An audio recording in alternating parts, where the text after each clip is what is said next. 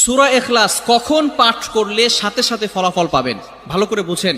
সূরা ইখলাস হচ্ছে পবিত্র কোরআনুল কারীমের ভিতরে ছোট সূরাদের ভিতরে অন্যতম একটি সূরা। তবে ফজিলতের দিক থেকে সূরা ইখলাস হচ্ছে গুরুত্বপূর্ণ ফজিলত, এবং এই সূরাটা এমন একটা সময় আল্লাহ পাক রব্বুল আলামিন নাজিল করে দিয়েছেন যখন আল্লাহ রাসূল সাল্লাল্লাহু আলাইহি ওয়াসাল্লাম দ্বীনের প্রচার করতে লাগলেন। এমন সময় আল্লাহ পাক রব্বুল আলামিন এক আল্লাহর দাওয়াত দিতে লাগলেন।